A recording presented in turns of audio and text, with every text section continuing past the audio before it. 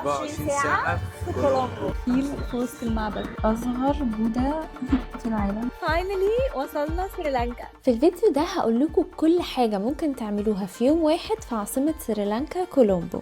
هنشوف أكل الشارع، القطر اللي بيعدي في وسط المدينة والناحية التانية المحيط، هنشوف كمان من أحلى المعابد اللي موجودة في آسيا، وأهم حاجة هقول لكم تسافروا سريلانكا ازاي من أول الفيزا، الطيران، وكل التفاصيل اللي محتاجينها. واهلا بيكم واحنا تاني في المطار، والمره دي هنروح قاره جديده بالنسبه لي. دي هتبقى اول مره اروح قاره اسيا. وايه رايكم في شعري يا جماعه؟ عملت لون جديد. اول مره اروح قاره اسيا هتكون في سريلانكا. هنكتشف سريلانكا مع بعض. احنا دلوقتي في مطار البحرين، ده الترانزيت بتاعنا عشان احنا طالعين مع جولف اير. هناخد بعد كده طياره هتنزل ساعه في المالديفز، وطياره كده غريبه يعني. احنا مش هننزل من الطياره، احنا هنفضل قاعدين الساعه دي تقريبا بتحمل، وبعد كده بننزل. وبعديها هنوصل لمطار كولومبو. رحله طويله شويه. وعندنا بقى مشكله انه احنا رحنا الصراحه متاخر، فعملنا تشيك ان كل حد فينا في كرسي مختلف. فانا وعلي كل حد فينا قاعد في حته. الطياره اللي فاتت الحمد لله الست كانت لذيذه وقعدتنا جنب بعض، يعني انا غيرت الست مع الست اللي جنبي وقعدتنا جنب بعض. مش عارفه بقى الطياره اللي جايه ايه اللي هيحصل.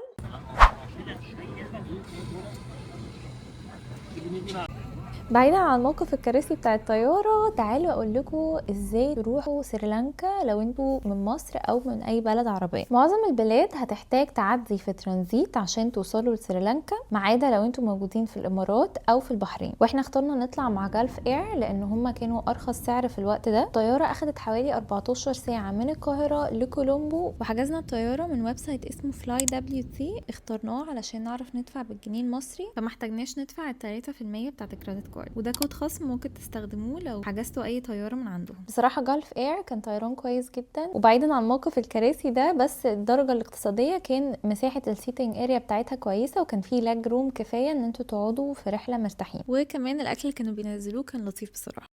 فاينلي وصلنا سريلانكا. طلبنا بيك مي ومش عارفين هو فاهمنا ولا لا، يعني نحاول ندور عليه. باين عربيه اسمها سوبر باندا. سوبر باندا.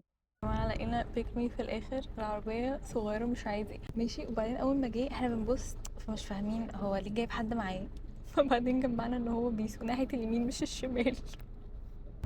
اول ما وصلنا طلبنا على طول اول توك توك عشان نروح اول معبد لينا في سريلانكا. اقول لكم انه احسن طريقه تتحركوا بيها في سريلانكا هو ان انتوا تطلبوا توك توك او عربيه من ابلكيشن اسمه بيك مي. توك رايد لينا في سريلانكا. هتلاقوا كمية ناس بتقول لكم ما تطلبوش بيك مي وبتاع وهنديكوا ديسكاونت ومش ديسكاونت. لا، هو بيك مي ارخص بكتير.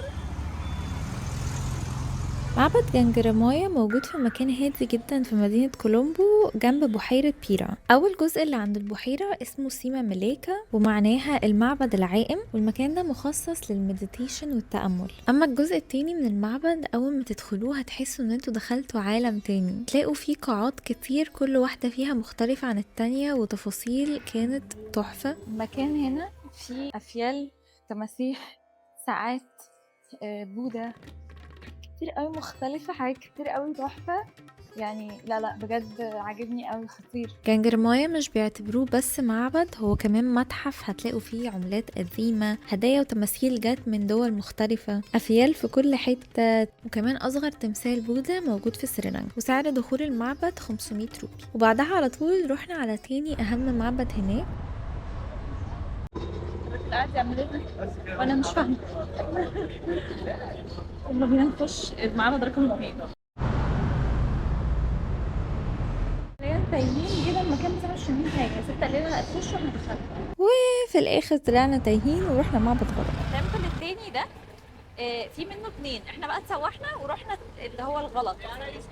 الفرق بينهم هما الاثنين كلمه واحده. هحط لكم اسمه الصح هنا عشان ما تتلخبطوش.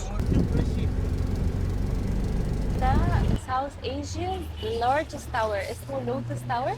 لونه اخضر بشكل مش عارفه اوصفه لكم، بس هو لونه اخضر، لون حلو كده تحفه. ما اعتقدش احنا هنطلعه علشان هو غالي شويه وما عندناش وقت، بس يعني لو عندكم وقت ديفنتلي تطلعوه، شكله جامد قوي.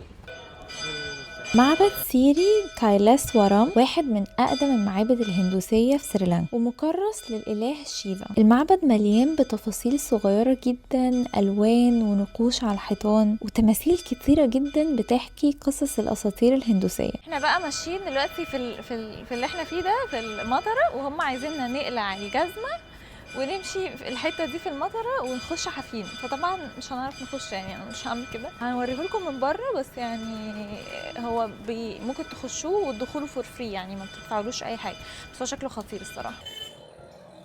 طبعا انتوا عارفين حبي لحاجات التلاجة، فالراجل اللي قابلناه بتاع التوك توك وقفنا في المكان ده بيقول لنا ده من احسن الاماكن تلاقوا فيه سوفونيرز في كولومبو، فقلت اجيب كام حاجه كده، فتعالوا اوريكم المكان، هو لذيذ قوي وهحط لكم اللوكيشن بتاعته في صندوق الوصف. هو ده المكان وفيه كل حاجه حرفيا، حاجات بقى بسيطه، حاجات زي دي، حاجات كتير قوي.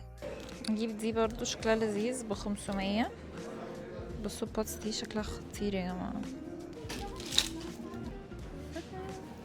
سو كيوت، بصوا بجد تحفة. سريلانكا معروفة قوي بالسينمون او القرفة. بعد ما لفينا 9 مدن في سريلانكا اقدر اقول لكم ان ده كان من ارخص الاماكن اللي ممكن تشتروا منها اي حاجه. وطبعا ما تنسوش تعملوا سبسكرايب عشان لسه هوريكم الفيديوهات اللي جايه احلى اماكن ممكن تزوروها في سريلانكا. قبل غروب الشمس رجعنا للفندق علشان نتفرج على واحد من أقرب القطارات للمية في العالم. السريلانكا كوستال ترين بيمشي جنب البحر جدا لدرجة ان الناس اللي بتركبه بيخش لها ساعات مية من البحر. القطر ده اتبنى وقت الاحتلال البريطاني عشان ينقلوا منه حاجات زي الشاي، القرفة وجوز الهند من الجنوب لحد كولومبو. وكمان ده واحد من امتع القطارات اللي ممكن تاخدوها لو رايحين اماكن زي جال وهيكادوا. احنا اتفرجنا عليه من الفندق بتاعنا، ودي حاجة لذيذة جدا ممكن تعملوها لو عندكم فندق موجود عليه روف تقعدوا تتفرجوا على القطر. ولسه يومنا مخلصش، نزلنا نروح واحدة من اهم الاماكن اللي موجودة في كولومبو وهي الوان فيس جرين. هناك موجود كل المولات والفنادق الفخمة، فقلنا ندخل واحد من اكبر المولات عندهم، وان جال فيس. احنا بنلف في المول كده، المول ده فيه براند زي نايكي واديداس وفي حاجات لوكال براندز. بصراحه انا دايما بحب اجيب حاجتي من بره لانه معظم الحاجات في مصر غاليه جدا. بصراحه هنا الحاجات في مصر ارخص من هنا، يعني لو براند اللي هو معروف ارخص، يعني مصري ارخص which is معناه انه غالي جدا. والحاجات بس اللي اسعارها لطيفه هي الحاجات اللي هي لوكال براند زي اللي هو سريلانكي، براند سريلانكي وكده. فيعني لو انتوا عاملين حساب كويس وتعملوا شوبينج من هنا، ما اعتقدش يعني ممكن تجيبوا حاجات لذيذه بس مش براند.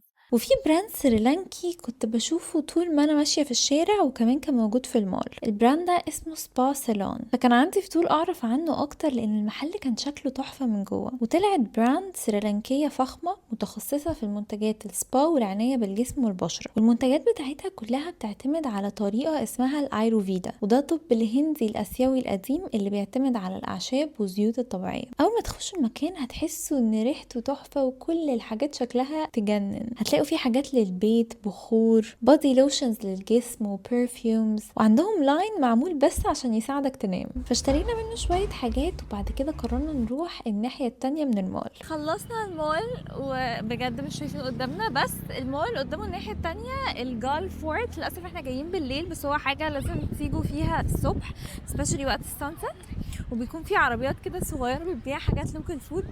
تعالوا نشوف كده هنلاقي ايه. بطاطس هنشوف ده بيبيع ايه.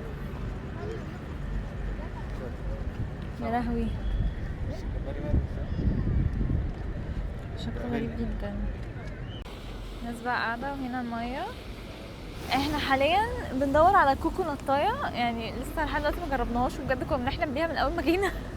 فيا رب نلاقي اي حد بيبيع كوكونات. طبعا معظم الناس اللي ماشيه هنا اللي هم بيبيعوا الحاجات بتاعه السمك اللي فيها جمبري كده غريب، تحسوا الجمبري مسعوق او حاجه، انا مش عارفه يعني.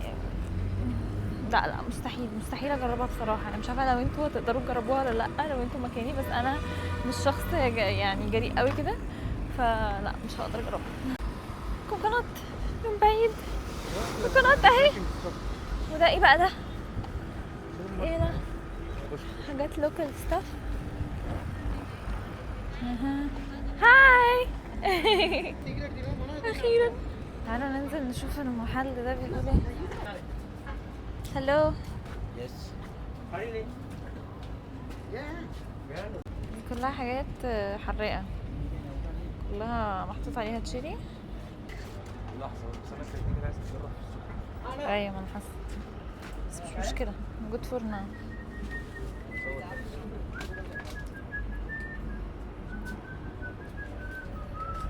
ثانك يو. جامدة قوي، جامدة؟ لذيذة، دي مسكرة فعلا؟ بس هي مسكرة، بس هي عايزة تبقى ساقعة شوية. أول كوكوناتاية في حياتي.